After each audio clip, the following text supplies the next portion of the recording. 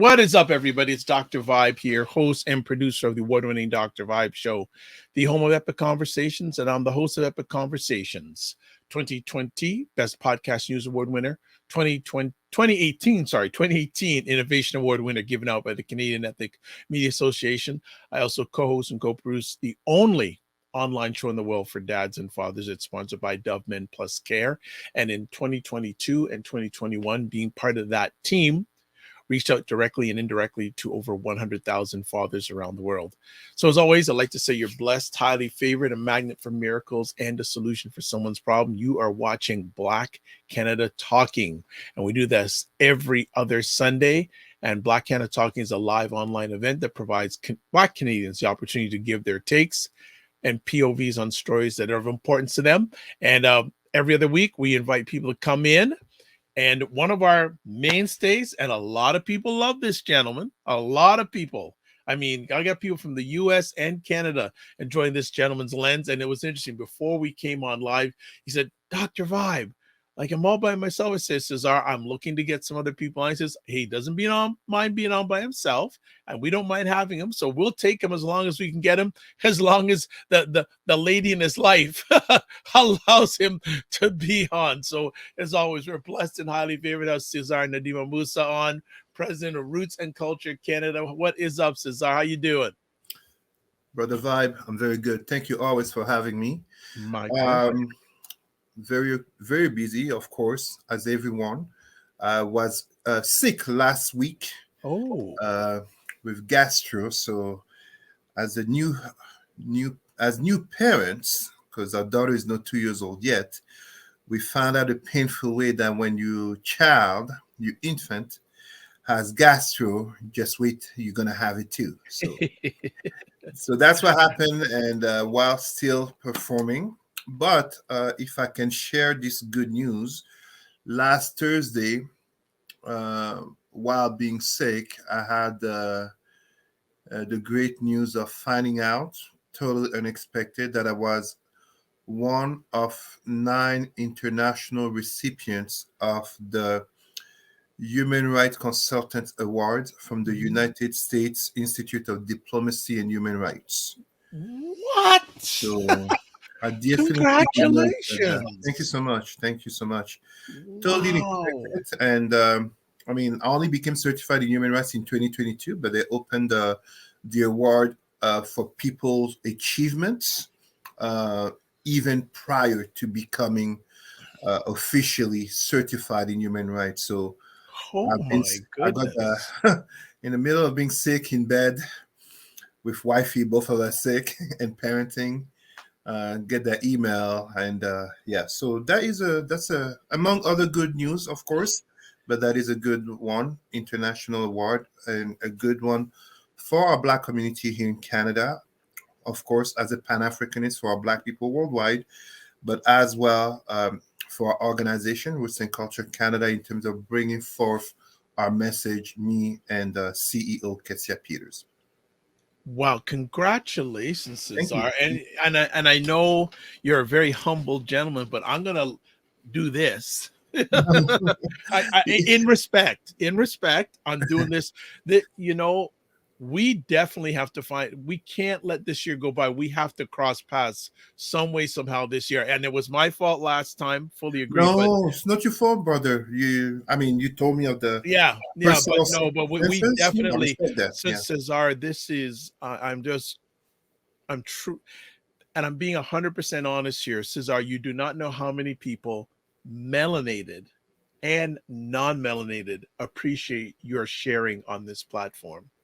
I'm going to tell you, there is for people who don't know, I use a lot of interns, and a number of them are non-melanated, and I have a lady who's doing the editing right now of this show. Her name is Jess, and the first time she edited the show, she goes, I love Cesar. And Jess is of Italian background, non-melanated Italian background. I love Cesar. So to see that wonderful smile, I know that's coming from your heart, your thought process, your passion, your grace, and your caring for humanity, especially Black humanity. But you care about humanity, but I know especially you care about Black humanity. Your ripples are being felt in areas and people you may never meet. So I just want to tell you that. Thank you. I'm very humbled.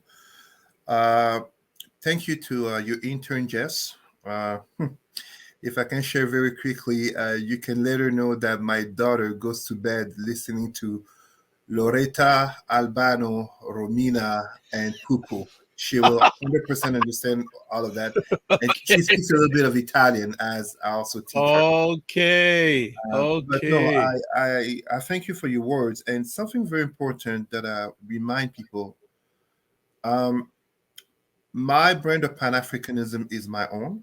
The heroes behind me are inspiration, but I truly and always, since I'm a kid, anyone who knows me will tell you, I always paved my own path. And as such, one of the things that is very true about Roots and Culture Canada, we are a Pan-Africanist organization, Black organization, but we don't close our doors on anyone, because one of the things that we know and we always say, everybody has a Black ancestor.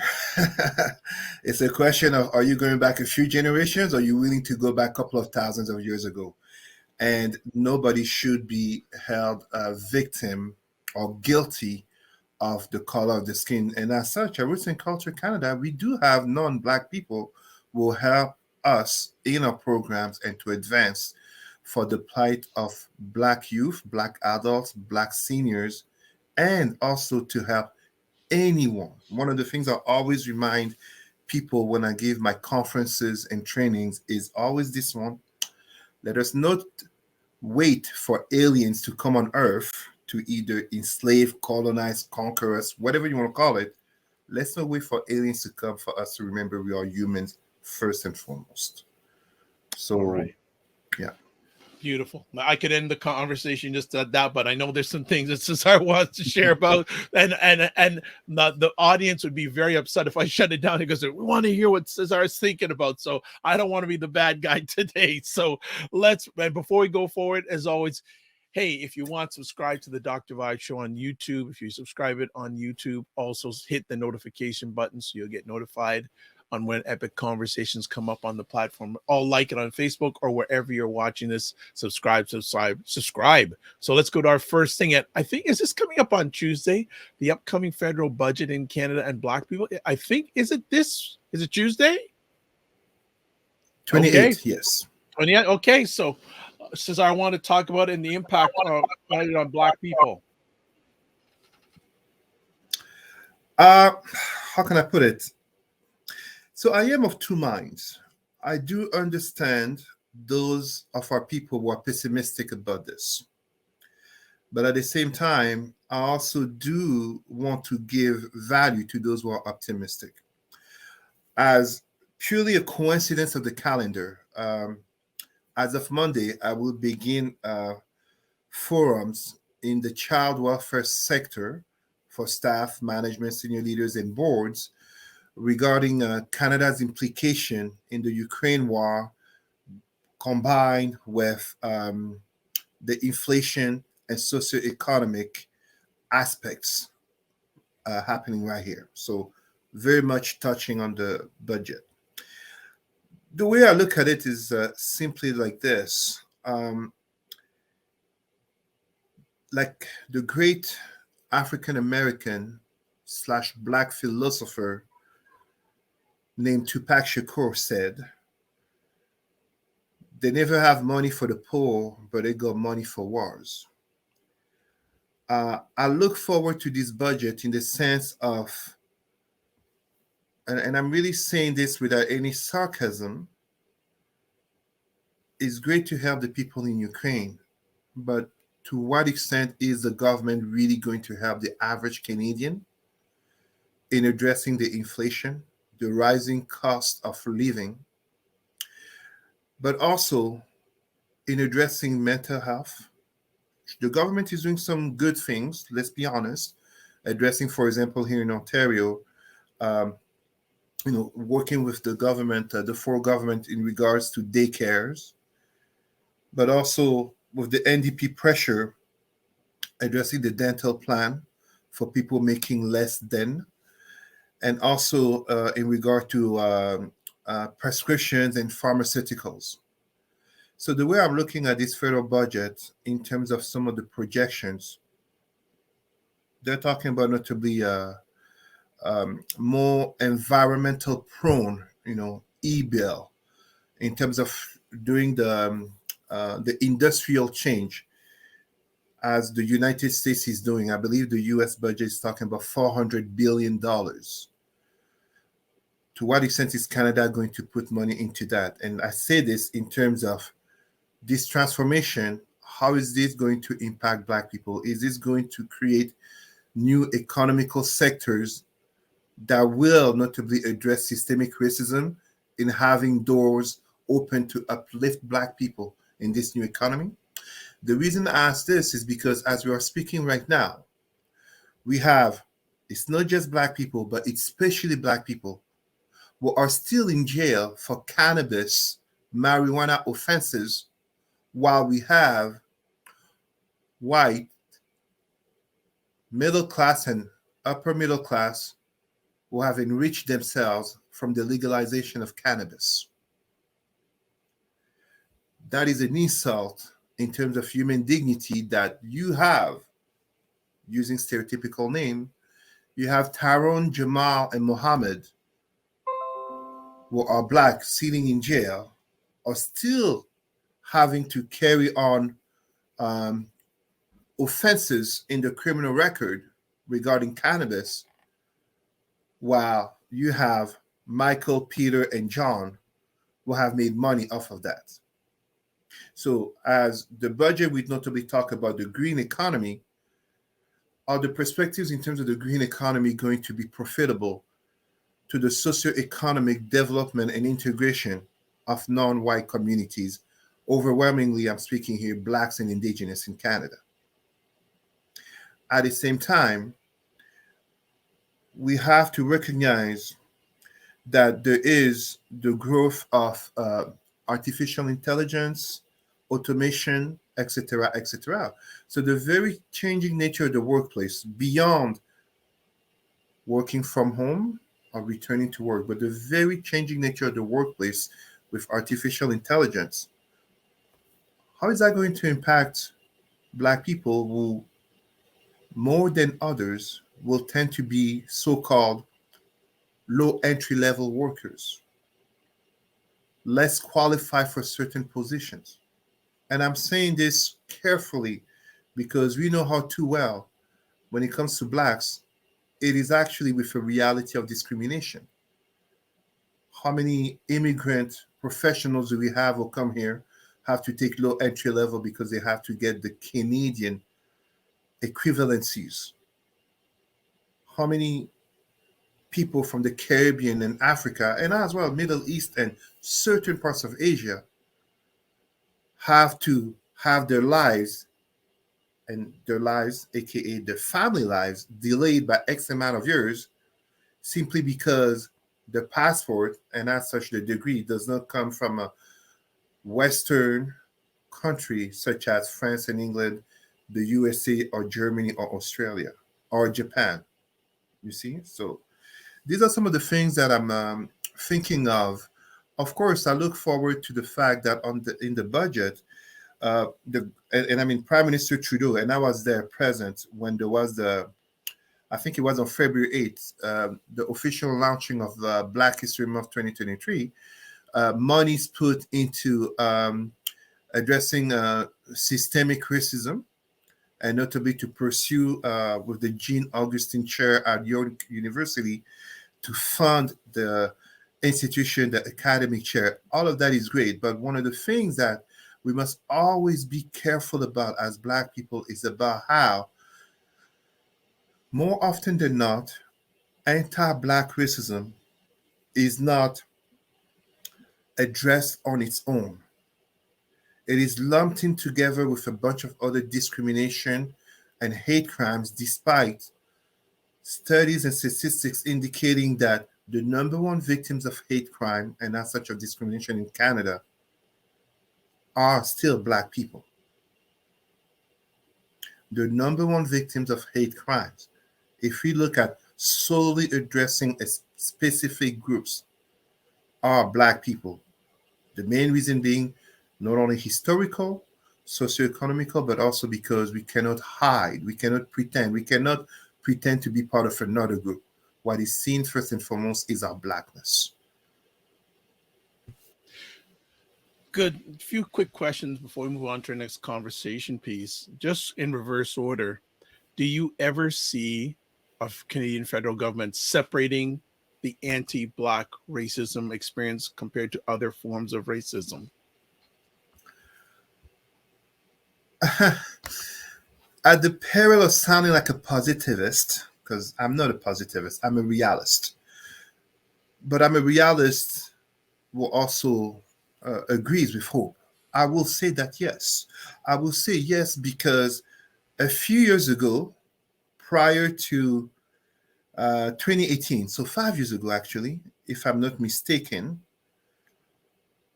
most would not have seen the Canadian government recognize um, systemic racism and recognize the particular guilt that notably Canada plays in regards to the United Nations Declaration for People of African Descent. So yes, there is progress. Absolutely, there is progress. We have to be cognizant of that, and we have to acknowledge it. This is not a matter. I'm not giving some pep talk, for Justin Trudeau or pro-liberal pep talk. No, but we have to recognize that there is progress, and this government has done some recognition. I have opposed this government on certain stances, such as Prime Minister Trudeau taking a knee down. No, I disagree with such theatrics, but I will also commend them for recognizing the Declaration for People of African Descent, recognizing that there is indeed systemic anti-Black racism in Canada, and as such, to isolate anti-Black racism from the rest of so-called discrimination and hate, just as is done for other communities, such as, speaking of truth and reconciliation, indigenous people, speaking of hate crime, anti-Semitism for Jewish people, to be able to recognize this very particularity. However, for that to truly happen, again, it is a matter of power relations. Too many of our Black people work on a moral lens. It doesn't work. We're talking about power relations. We are 3.5% of the Canadian population. In the United States, I believe the statistics still speak of 13 to 15%. It varies. But the nature of these power relations is for us to stand firm, to affirm our Blackness, to support our own, to basically be strategic when we come forward and support certain policies and certain politicians. It is part of living in integration and being part of a democratic society. But for that, we have to stop, as too many Black people do it, to stop thinking that because we either have a certain job or live in certain neighborhoods, or we have the accolades of certain people, notably politicians, that we have made it. We have not reached the mountaintop, and we will not reach the mountaintop as long as there will be systemic inequalities ongoing in the system, in Canada, in the United States, all over the Americas, in Africa, and the world for any Black person. That is 100% the case. As long as one Black person victim of racism, it doesn't matter if your name is Obama and you're president of the United States, you can still be referred by the N word. And that happened to him when he was president of the United States in America. Mm. Mm. Before we probably move on to another conversation piece, just this past Thursday, Ontario released its most updated recent budget, biggest spending budget ever, but no help to the average Ontario, aka tax cuts or anything. Do you feel that may stimulate the federal government to give money or some sort of financial incentives to the less advantaged, aka many Black Canadians? That's a very good question because let me add to it. In contrast to the Ontarian government of Prime Minister Ford, the Quebec government of Prime Minister Legault did bring some tax cuts for its Interesting. population. You see what I mean? Interesting. So now, as we are looking at 2023, and we are looking at socio-demographics of Canada, not only in terms of Ukrainian residents, but also people, more immigrants, aka the government talking about 500,000 per year. Wow. As you are also looking at, because you have to remember something, Canada's age to vote is 18 years old. Right. That means every year you have all these group of people, basically, they don't just graduate high school, they graduate into voting age. 2025 is just in 2 years down the road.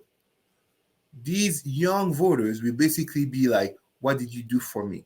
I believe this is something that can play into the Canadian government, not so much in terms of tax cuts, but in addressing inflation to basically try to see how to um, jugulate that with, example, the monies that are sent to Ukraine, because that money is not coming back, no matter how the government would like to try to play it. It's not coming back. That money is gone. So, how is basically a budget in 2023 going to be preemptive to be an indicator to help people vote for the Trudeau government in 2025? Right. And if I may add just one last point, even as because you were asking not to be specifically about Black people, well, when we have Black organizations, and I'm not here criticizing them myself. I want to state that very clearly.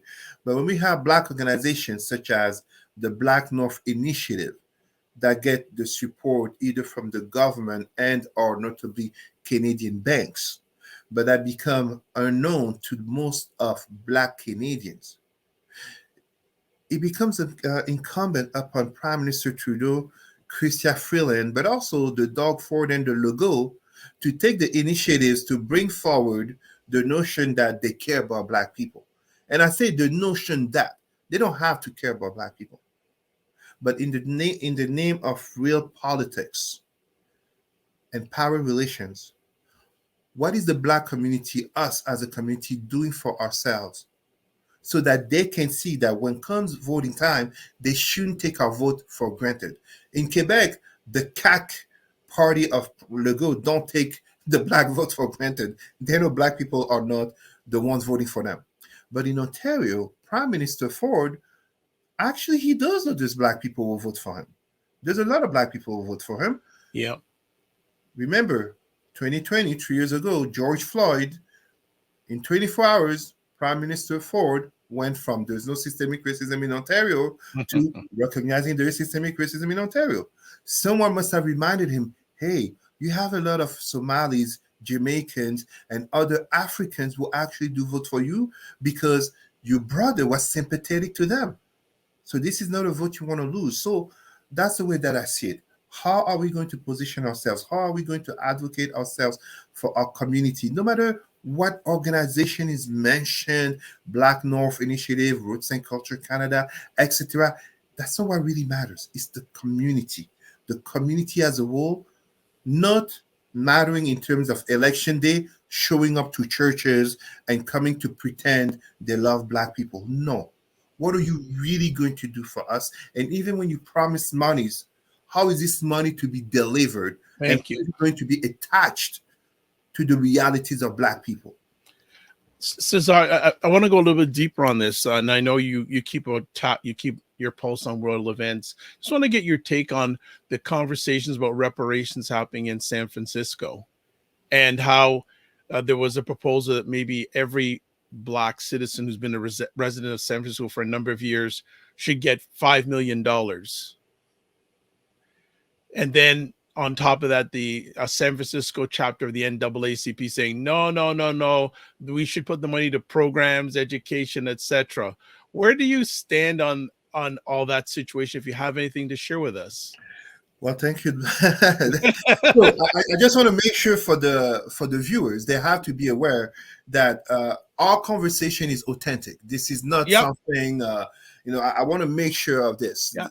So, and in speaking of this, I will tell you this, Dr. Vibe. Yes, I am involved. I've been following the file regarding reparations and uh, including speaking with some Jewish leaders in regards to the parallels in terms of how can blacks obtain reparations as Jewish people have obtained reparations. And this conversation is very present in the United States, Yes. as notably well, I don't want to say the issue, the rising number, and this is kind of a taboo topic, the rising number of black Jews.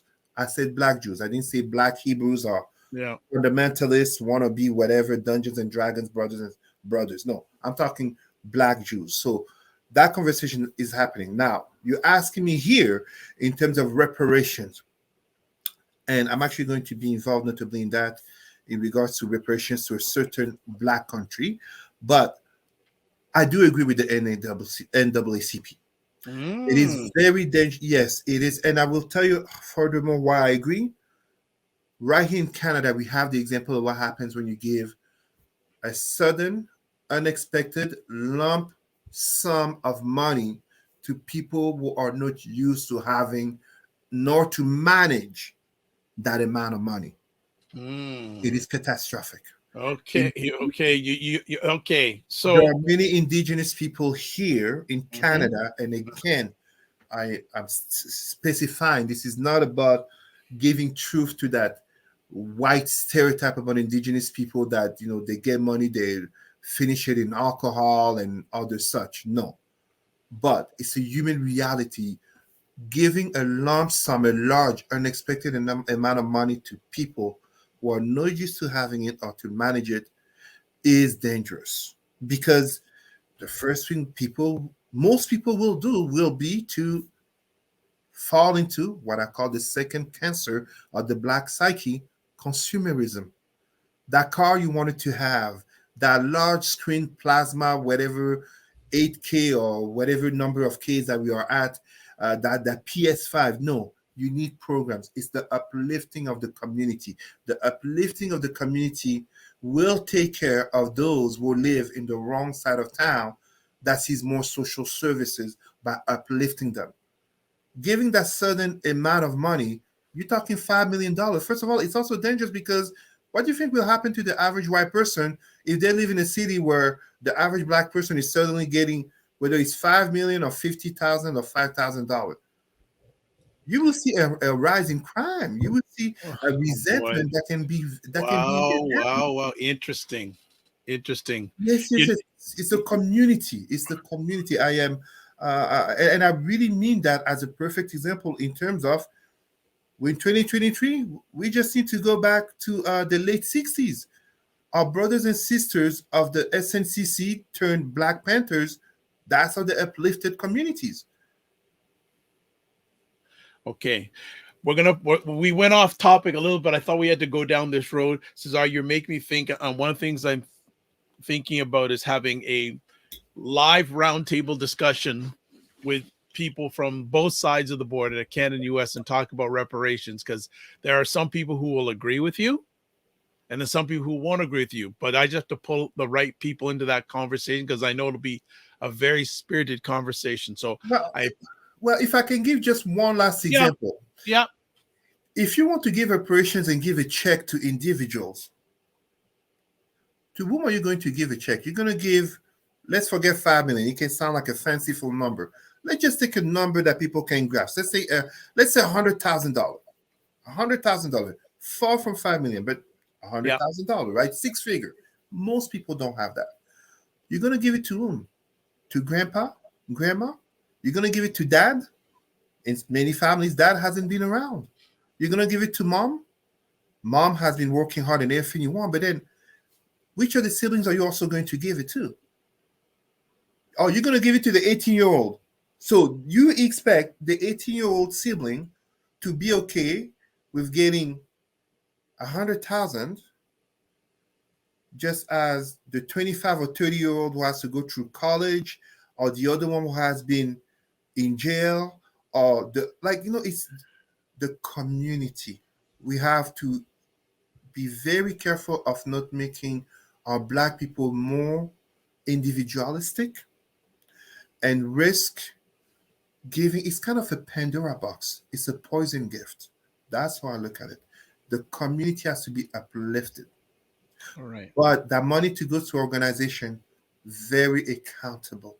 We don't want to have monies missing. Well, I think that will people who are who disagree will come back with that saying, are there any organizations that would be trustworthy enough that are Black Canadian based to handle that? But we're gonna go.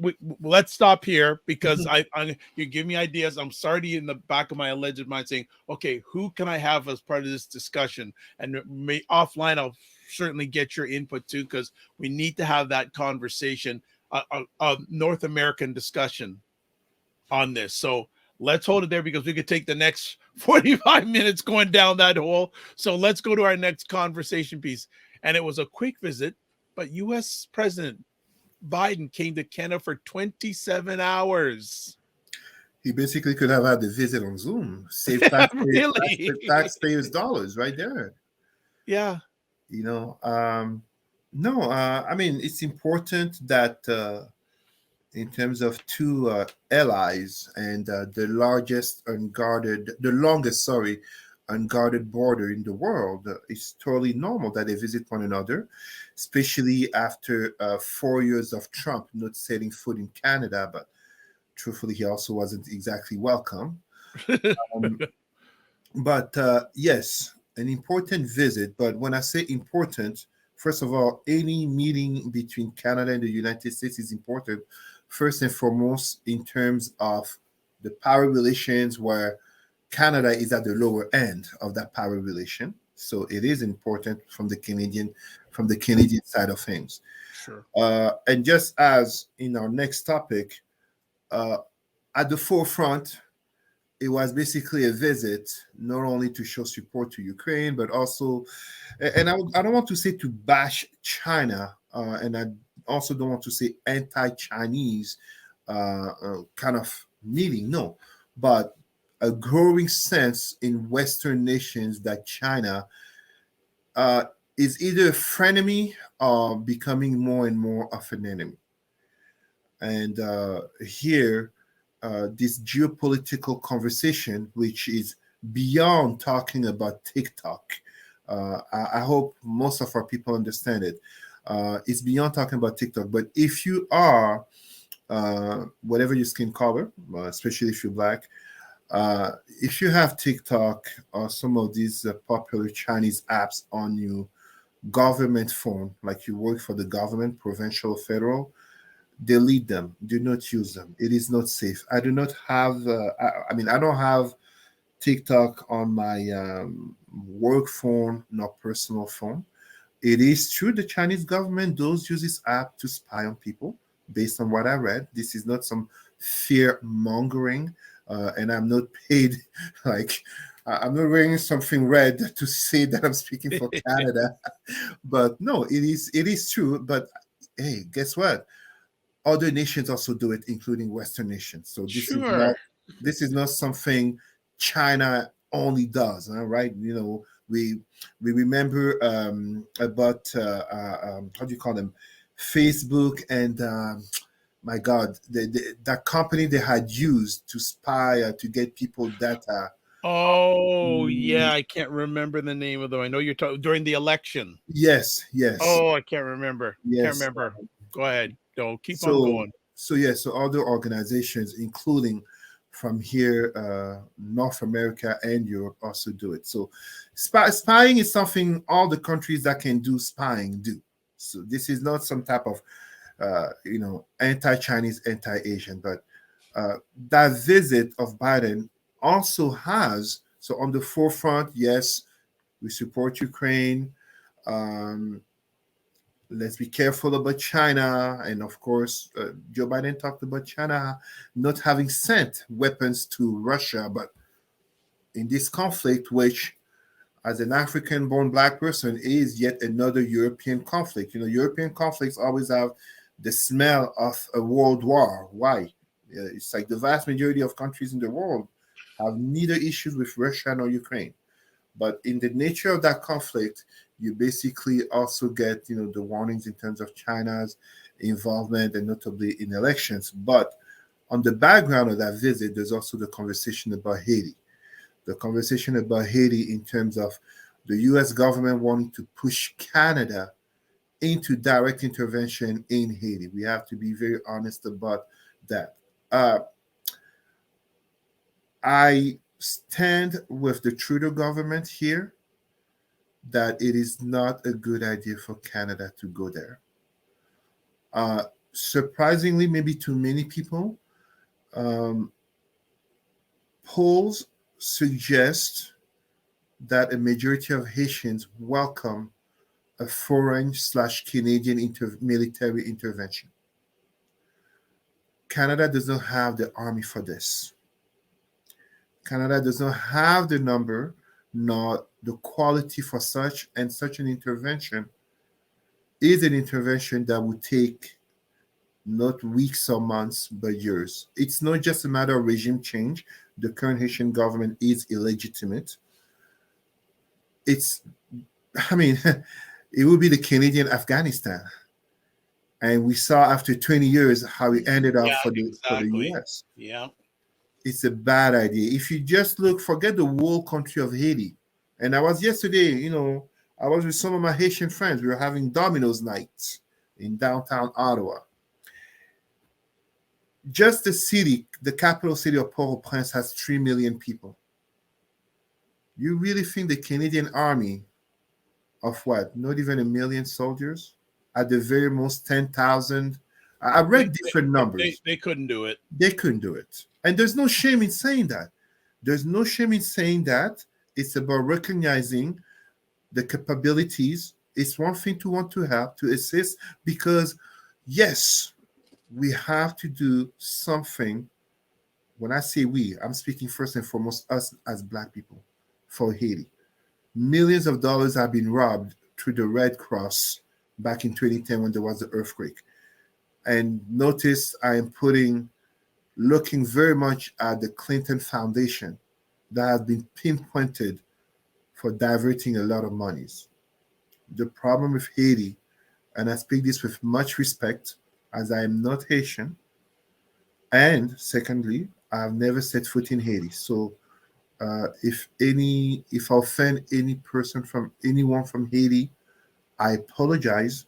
I speak truthfully as a brother, as a Pan-Africanist, will always recognize Haiti to be at the forefront of the Black struggle.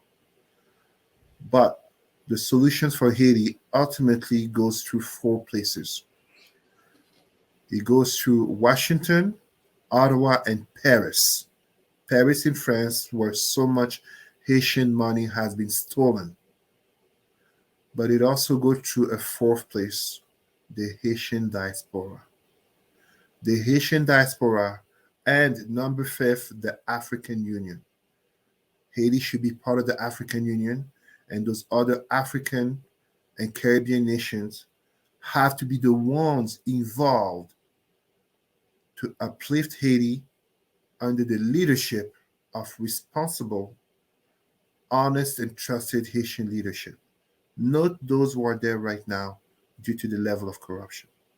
I mean, just this weekend there was the Ibero um, the Ibero-American Summit, which is basically the international summit of basically Spain and Portugal with the colony nations in the Americas.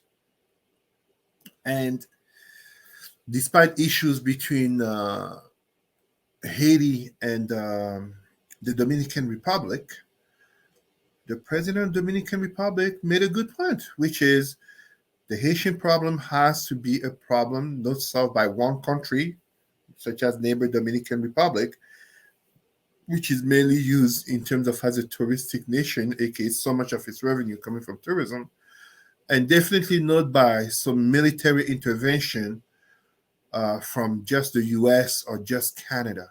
Where's the United Nations in this?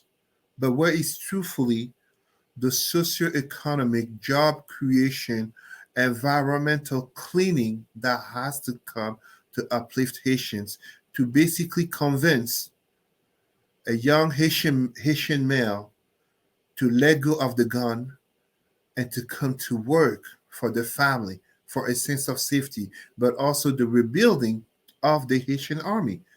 Do people realize that Haiti does not have an army because of those same three nations, aka Washington, Ottawa, and Paris?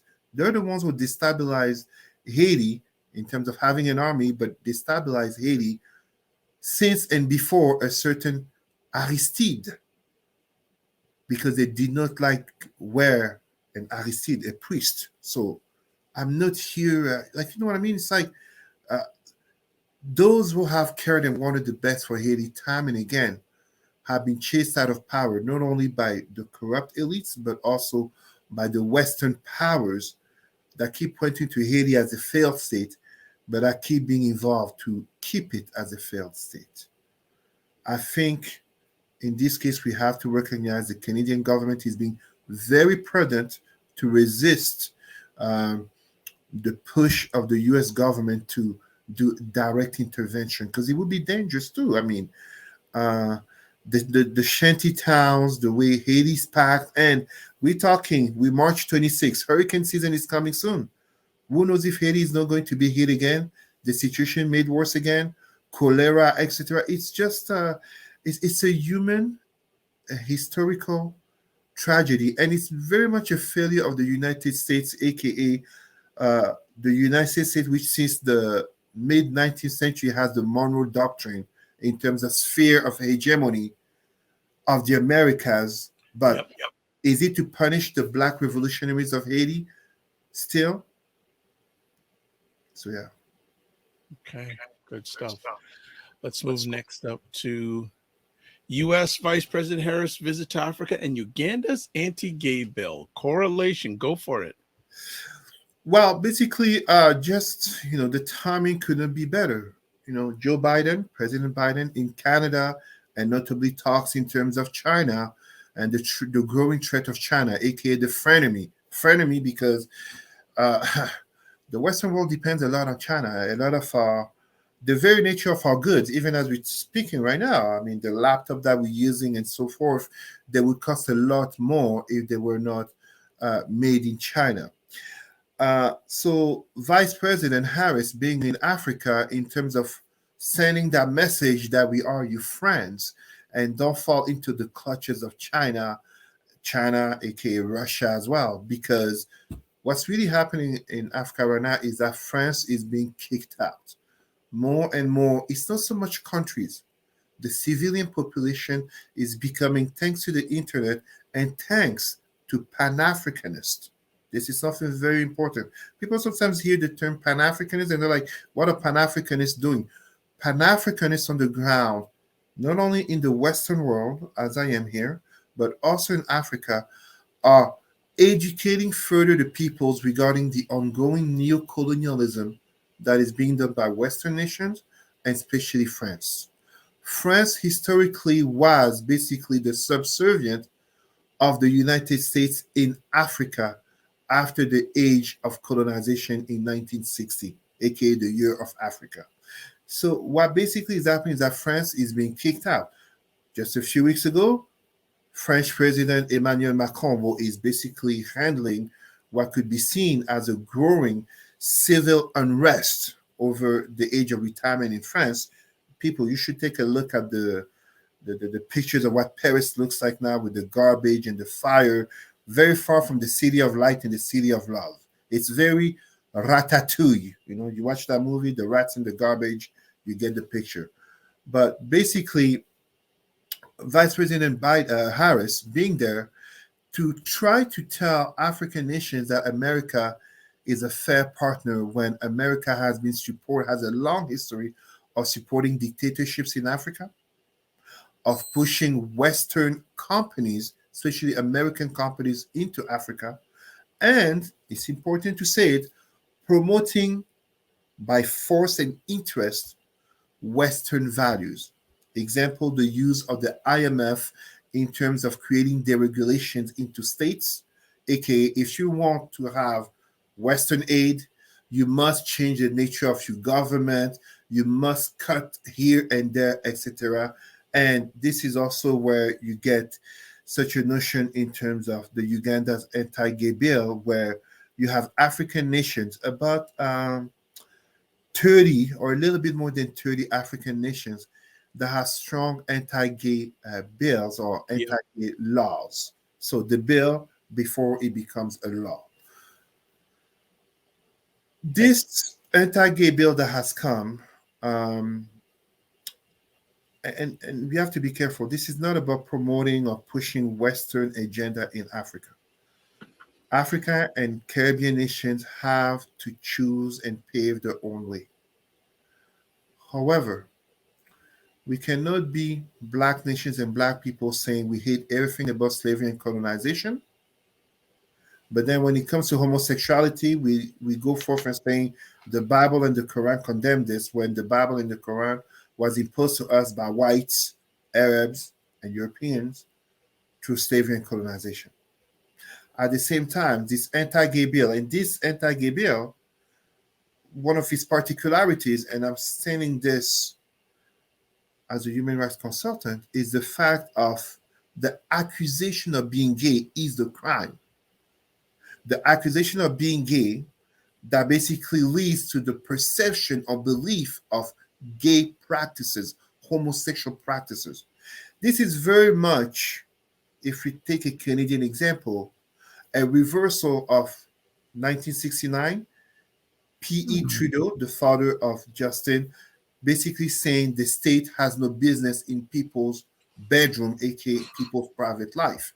Yep. This is the state immersing itself into people's private lives under claims of morality that is based on in the notion of Uganda, overwhelming the Bible, but also the Quran, in terms of saying homosexuality is a sin against God.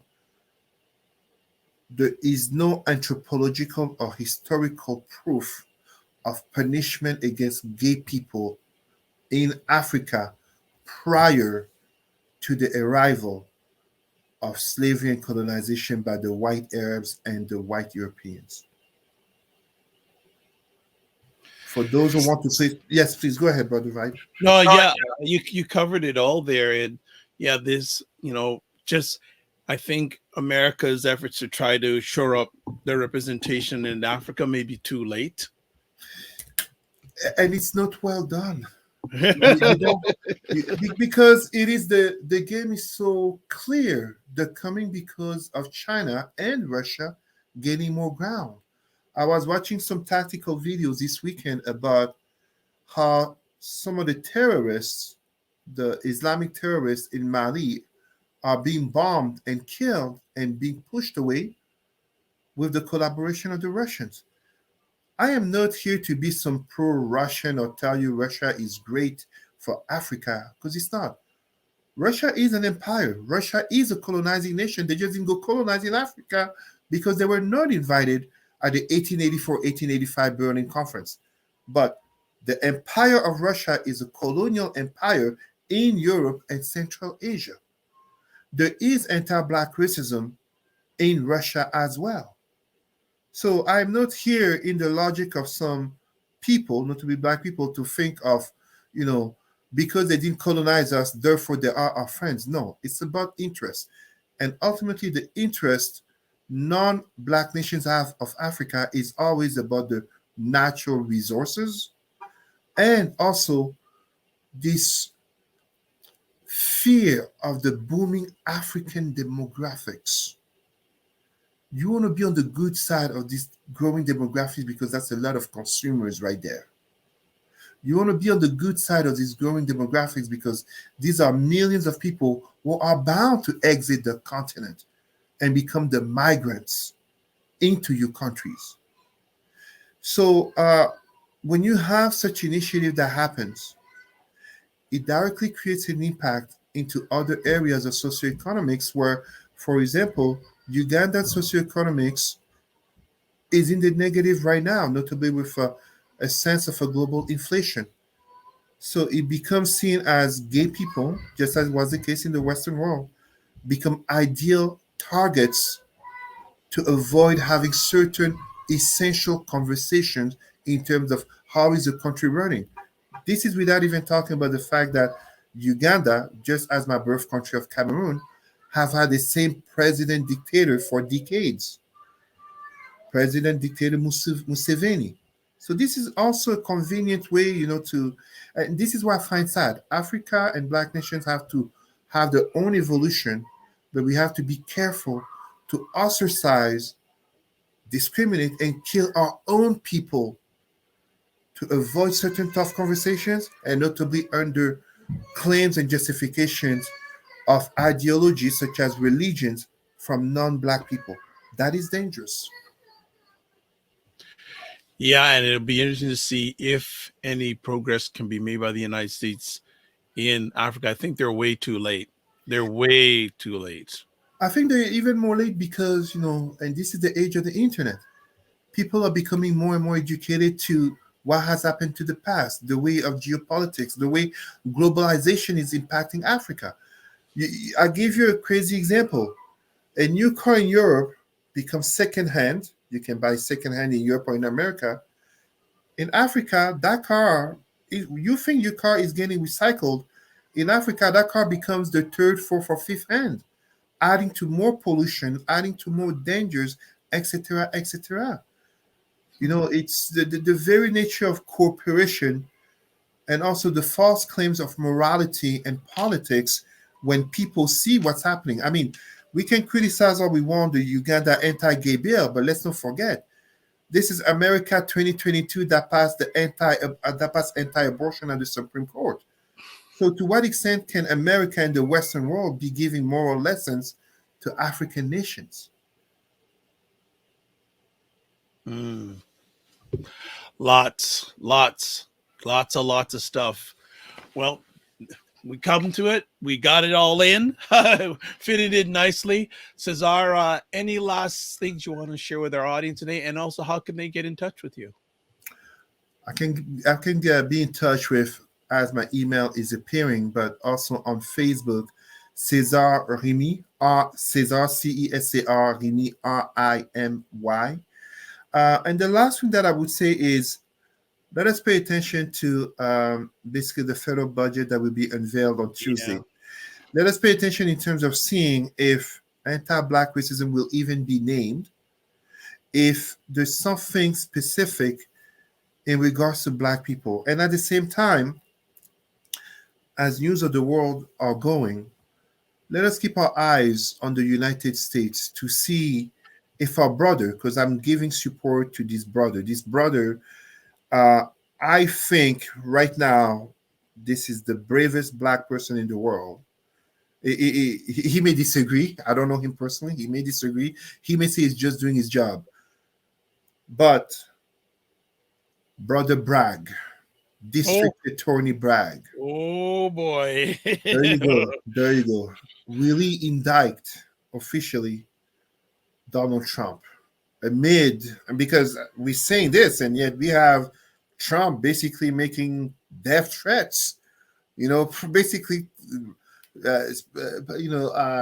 posting on his whatever Truth Social, whatever it's called. Well, he's allowed on Facebook and YouTube again too, and Twitter. So basically talking about a rebellion if I'm arrested, clearly stating his white privilege that he is to his belief above the law. And yet the cases against him keep increasing. So at the forefront of cases against him and the likeliness of indictment against him in numerous cases comes Brother Alvin Bragg. And I want to give him support. So the federal budget and also Brother Bragg. And tomorrow, the 27th, I will attend the parliamentary iftar in terms of the break of the fast on the day for Ramadan. Yes. Ramadan, yes. All those who are celebrating that over the next 29 days, yes. Mm-hmm. So although 28 days because we are in 2023, not 2024. Yes. Yes. Although I am in a post-state of Islam and also rejected Christianity, it is important in terms of, as I got this invitation, to be everywhere there are Black people present, because we must never confuse personal orientation, such as me living Islam, with the reality of Blackness, aka there is anti-Black racism uh, in Muslim Islamic communities, and as such, uh, it will be my honor to go, and I will go with one of my friends who is actually born in a Muslim family and country of Eastern Africa, and also has rejected Islam. It is important for us to be there to represent Pan Africanism, and as I remind people, Brother Malcolm X, if he had lived a few years longer, I am sure he would have eventually also rejected Islam, not because of Islam itself, but in terms of anti-Black racism in yet another white ideology. Wonderful close. As always, says, I thank you for taking the time out of your positive, productive schedule and family. You hear all the stuff he has going on, but he always, very few times when I ask him to come on, he says he can't make it. So we always appreciate you. Again, congratulations on that award you received. You shared with us at the front end. Okay. Most importantly to you and your family, all the best. Thank you always, Dr. Vibe. Thank you to everyone and for the support. And Jesse, Albano, Loretta, You know what I'm gonna do? I'm gonna see if we can pin you down and have she'd love to meet you offline just to say thank you. So we'll see if we can make that happen. All right. Thank you. Take care, my brother. All right, family. As always, Cesar giving his time as always to us, and we love him and his family. So that is it for today. You can watch replays of Black Canada Talking at the Dr. Vibe Show on YouTube, Facebook, and LinkedIn. You can also check it out on my website, the drvibeshow.com. You can get in touch with me through my website. Also email dr at the dr VIBE at the, a little tired today, at the drvibeshow.com, YouTube, Facebook, and LinkedIn, The Dr. Vibe Show, Twitter, at drvibeshow, and Instagram, at the drvibeshow. If you'd like to promote your business or service on the show, contact me at my website address, dr.vibe at the drvibeshow.com. This is the way we close it out. Live your life as a dream. If you can dream it, you can make it. Sometimes you have to get small to get stronger. Block assumptions, then aim bigger, aim better, aim higher, aim wider. Love, faith, and respect. And remember to give yourselves grace, and don't just manage your time, manage your energy. Make sure you follow me. Next week on Black Canada Talking, we have Chef Bashir, incredible culinary guy out of the Toronto area. And I think he is one of the few people in North America that has been given the go-ahead to do a course on African cooking at a post-secondary institution. At least one of the few ones in North America at George Brown College, and maybe the first one in Canada. We're going to get him on to talk about that. So, as always, remember to give yourselves grace. God bless. Peace well. Keep the faith. Walk good. And we'll see you soon.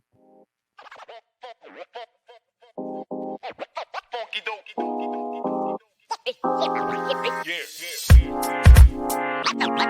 Listen.